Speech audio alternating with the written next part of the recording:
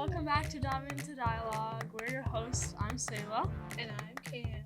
And today we will be reviewing... Alright, so I have The Invisible Life of Addie LaRue by V.E. Schwab. And I read Poor Things by Alexander Gray. Alice Starr Gray. My bad. So we'll be reviewing Invisible Life first, and then the Poor Things, because this will have so much. We have more to say than that one. So, The Invisible Life of Addie LaRue is about this girl named Addie LaRue, and she was cursed, basically, by this shadow guy who is named Luck. Later in the book, she gives him a name. And he's kind of like this god of, like, the dark. And then she's like, I need more time in life. And he was like, you need more time? Immortal. And then, so basically, it flips back between flashbacks and 2014. But, so basically, in present, it's 2014, and she meets this guy named Henry, and then hijinks ensue. And that's what that's about. So, yes. Alright, I'll do my notes in order. So, the biggest complaint was that it's too long, and I agree with that. Most of it was unnecessary, but regardless of how long it was, I still did really enjoy it. And I wouldn't say that was the worst part of the book. Okay. So, what's the worst part of the book? I'll go in here. So this is what I really think. I read half of the book yesterday in one day, which is like 200 pages. You waited till the last minute to finish. I was like, you have to finish it Monday. And I was like, okay, and I read it all on Sunday. Gosh. But so I remember all of it. It's Today's very Monday, fresh in my memory. Yeah. So, in the last 40 pages on page 400, she revealed that she and Luck, the Shadow Man, had like a love affair. Which was definitely an interesting move. Yeah. Okay, on the very last page. Yeah. And to be honest, I kind of wish that was the entire story. 'Cause it was, I feel like Luck is a way more riveting character than Henry is. Okay. So, there was really nothing that would allure to that kind of plot twist. Right. Where, you know, he says some flirty things to her here and there. He's like, I can never live without you. And she's like, oh, I can't say that. Sorry, I can't say that. I'll bleep it out. I mean, she was like, go back to hell. But it's true. That's what she was like. She was like, I hate you.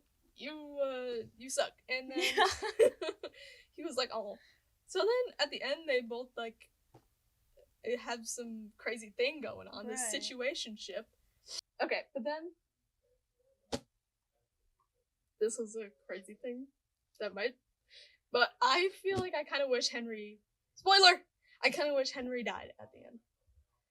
Yeah, I think the fact that he didn't die made it more sad. Okay, really? I'm gonna tell you what the ending was. Because I read it like a little while ago. The ending was she made another deal with the Shadow Man to save Henry and to give her life up to Shadow Man. So Henry remembers everything, and then he wrote this book. So it was like, whole thing. So the fact that he has to live the rest of his life missing her is sad, and the fact that she has the rest of eternity with a man she hates is also sad. I thought the ending was sad. I heard a lot of people were crying over it. You know the guy on TikTok? His name's like Spencer. He's like the Daily Scream guy. Oh yeah. He read it. Spencer. He read it, and then that's what his reaction to it is what got me to read it. He was like bawling his eyes out and crying at the end. I didn't bawl my eyes out. I thought it was really sad. Yeah. But so I think whoever, depending on who you are, the ending might tear your soul out. Maybe it's just because I didn't like Henry. Maybe, yeah. He was just so... For a love interest? He's soft. He's a soft guy. That's like his thing, though. Right. He's like sensitive. So if you don't like a soft, sensitive guy, you're not gonna feel as connected to the character. He's soft and sensitive and he's shy. He's a nerd. He is a nerd. He's He a works at a nerd. bookstore and he has glasses. I imagine him. I'll try to find a picture to put up. Okay. I imagine him with those like Big round ones. big round Like circle Harry Potter glasses. glasses. I had those. But they're like the huge ones. That's like Maybe. I don't know. Find a picture and I'll put it up. I'll find a picture. So, I hate those rating. glasses. Rating. Should we talk more about it?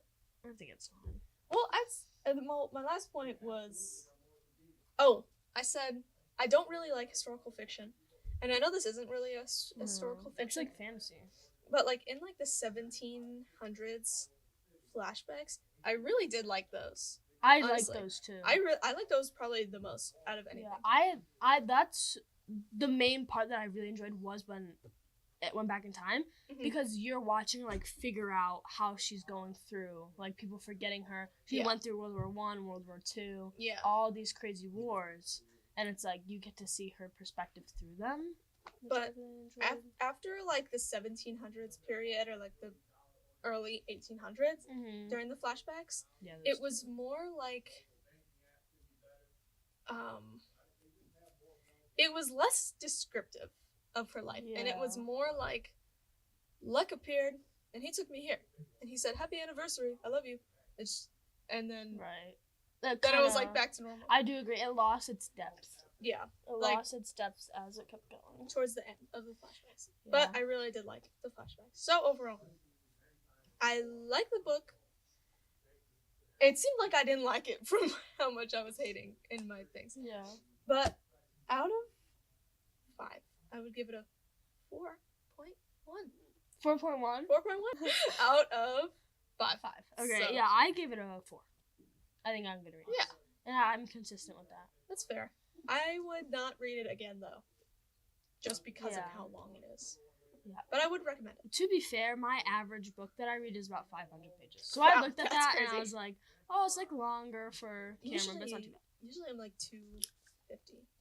Yeah, so That the one's difference. definitely So this is shorter. Cameron's average read. This is my average read. Yeah. Oh, and look, it's special edition and it has fun little things. It has the real photos. I love it. Okay, so finish Ivy Road. Now we are on to Poor Things The ports. by Miss. Is it a dude writing this book? Yeah. By Mr. Gray. Let me bring up my notes real quick. So many notes.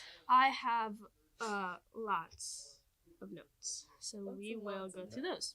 Okay, so the things I liked, 2 things out of this book. I liked in my notes I have ending ? Because I liked the ending of a specific part. Okay. I didn't like the rest of it, and I liked Bella's point of view. I love Bella's point of Those are view. the things That's the best part. I liked Bella's point of view of Candle's story. Mm-hmm. Does that make sense? For those of you who read it, understand. Wait, you have to say what it's about. All right. So there's a pregnant woman, and she attempts to take her own life. And but she's pregnant, so this guy, Godwin Baxter, finds her, and he does some weird surgery, Frankenstein thing, and he takes the baby's brain and puts it in the adult woman's head. So she is mentally like a newborn at the very start of the book. Right, and I would like to point out, because one of the things I had a very hard time getting through in this book is that later it mentions that the woman with the baby was still alive. So Godwin had the chance to save her, chose to not save her, and the baby was fine too. So they could have both made it out normally, but he chose to turn them into a science experiment. Mhm. I would like to point that out, because I had a hard time with that. Okay. So yeah, so the things I liked the ending, and I liked Bella's point of view. We'll get to those a little bit in depth later. Yes. Things I did not like. I hated Most Candle's point of of view, it. which is like a good, 75% of the book. Candle's point of view. Like say? 50. 50-50. We'll split it 50-50. I did not like his point of view. Military Man, I hated him. He comes in at the end, which is... Are we spoiling it all? No. Okay. I don't think so. His name is Alfie. Alfie, if you know, you know. Okay. Bella's dad at the end, I did not like him because he's a bad guy. He's mean. And then I said, basically, this is word for word in my notes. Basically, the whole book is fake and a waste of time. At the end, Bella's like, this whole thing is fake, and then gives the reader the actual account of what happened, and it turns out Candle is just jealous and insane and a freeloader. That's my... That's good. Yeah. Yes. Yeah. Should I talk about things to talk about and bring up, or do you want to talk about this first? Let's do the next one. Okay, so the things I wanted to talk about and things I thought we should talk about was the main point of Candle's book, because there's like the whole book is Candle's book, kind of. And Candle is, and his point of his book is the Candle is the destined love for Bella, and he's pawning after her the whole time. Yes. So like, he's like, they're meant to be. She loves him and only him, even if she goes and does other stuff with other men. He is the one for her. Yeah, like all this stuff. Weird. He's a freak about that because they get engaged, and when she is like probably like 3 mentally. Yeah. It's crazy. Gross. It's gross. Okay, in the movie, William Dafoe plays Godwin. Yeah, I didn't know he that. does a really good job. No, and it's funny because like last episode we were talking like he's literally in everything. He's in everything, and then he is in this book too. So I thought we should talk about that. I don't think that anybody else could have played the role of Godwin though, other than Willem Dafoe. He was so perfect. I haven't watched the movie, and I don't think I will. But yes. So the rating on Goodreads was 3.93. Okay. We'll go into the big debate. Right. And then, so, this is the overall book's point, not just Candle's book's point. So Candle's point of view is all about him being the only one for Bella, even though she went all around the world, with all different kinds of men. He was the only one she loved and wanted, but Bella believes that she's on a journey to find what she wants to do and what she finds morally wrong and right. She sees 2 people, and in this she sees 2 people who have 2 extremist points of views, and find that she does not want to be like either of them and doesn't want to put her faith in one or the other. Mm-hmm. So she makes that Harry and... Yeah, and the scientist and like the extremist Christian guy. Yes. And so she makes a new path for herself. Mm-hmm. So like this whole point of view is like really about women finding like their own way in life, and like trying to find like you don't have to be one way or another. There's always like a different path you can take, and you don't always have to bow down to men or just like, and if you are men, to other people. All right, on that. So a lot of people, and we'll go back to the weird candle engagement thing with this because that was all right. So I did read the book, of course, but I don't really remember much of the book exactly, but I do really remember the movie because I love the movie. But the main, like, kind of debate, a lot of people love it, most people love it, but the people who hate it are, like, people saying this is, like, feminist, like, or just, like, white,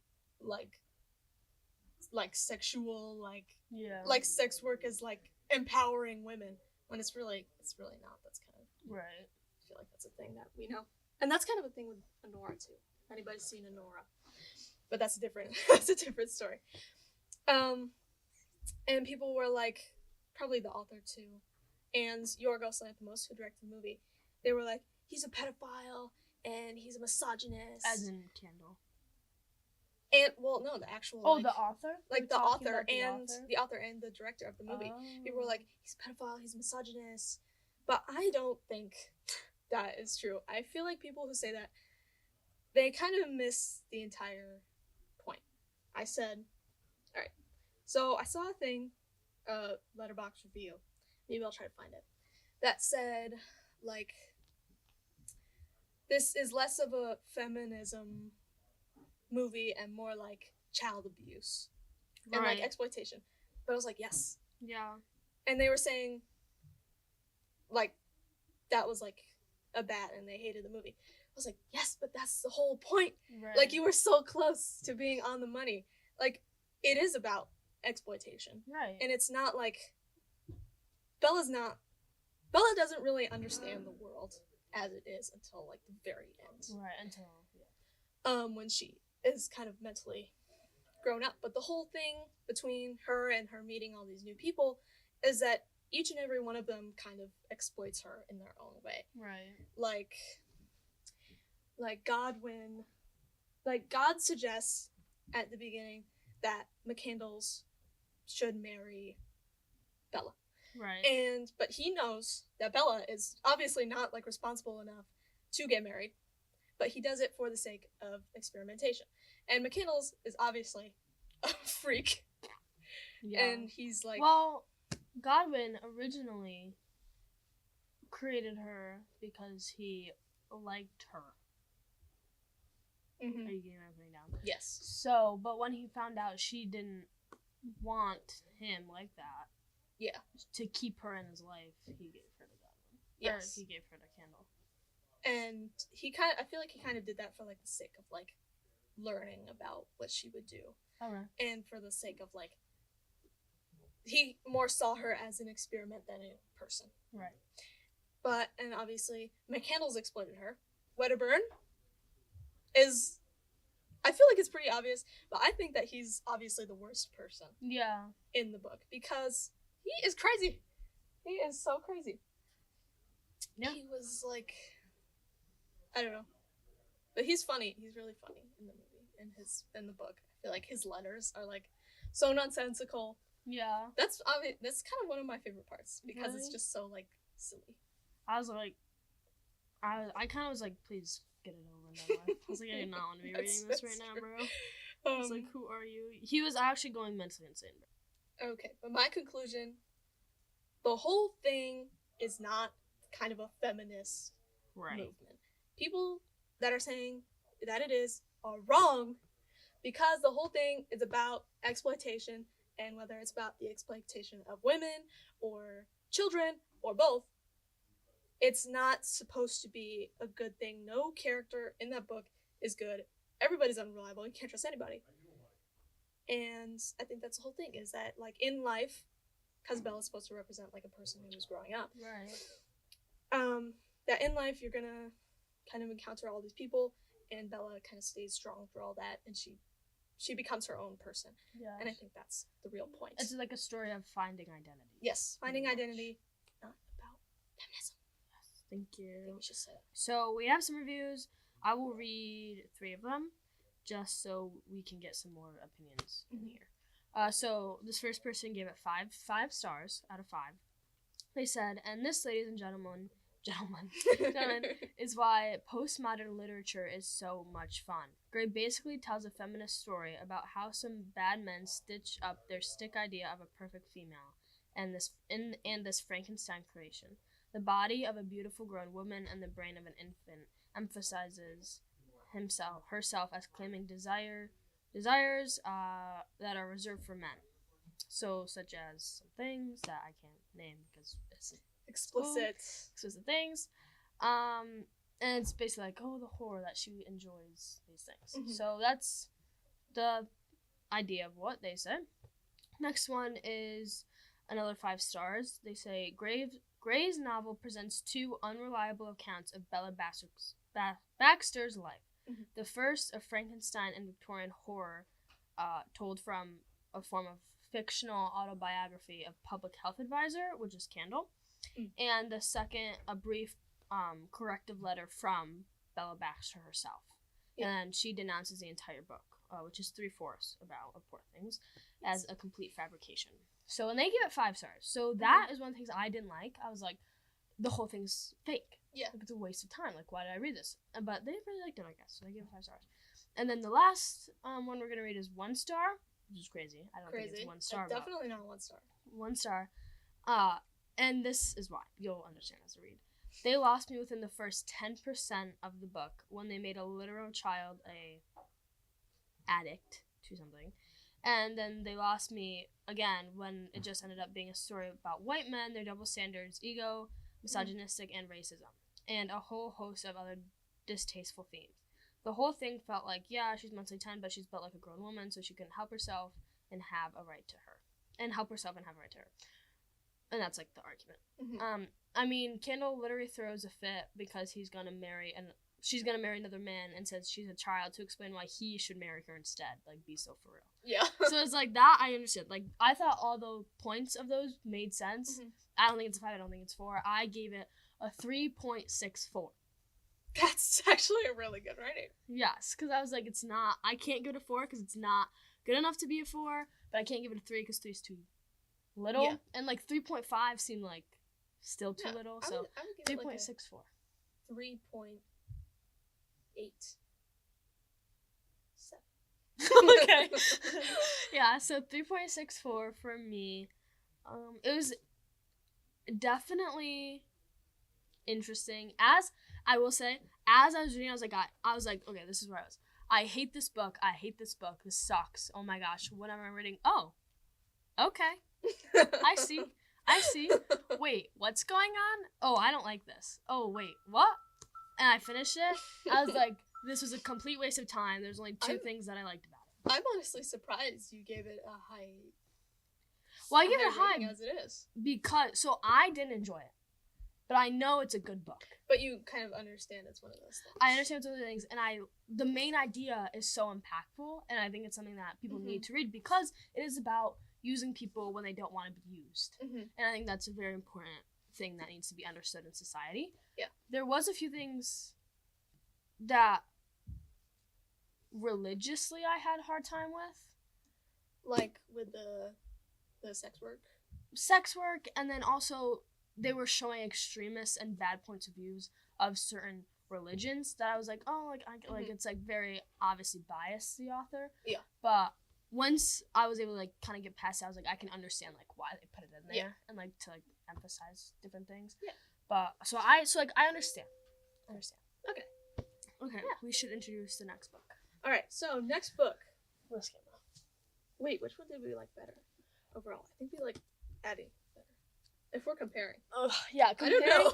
Like the ratings like this. But they're like the same. I don't know. For different reasons. This is a better book. This is more an enjoyable read. That's actually really good. That one's more well constructed. This one is more fun. Yeah. All right. More fun. All right. Okay. Final conclusion. Yes. So, our next book will be, I believe, The Girl with the Dragon Tattoo. A Girl with a Dragon Tattoo? I don't know who wrote it. I can bring it up. We can watch the movie too. I think it's Daniel Craig. I refuse. Well, I'll watch the movie. She'll watch it. I will go back with that. I don't like watching the movies. So, we're gonna read The Girl with the Dragon Tattoo by whoever wrote it. The Girl with the Dragon Tattoo by Stieg Larsson and Reg Keeland. I'll pop it up on this. Okay. Okay. So that's the one we're gonna be reading next. It's gonna be a heavy book.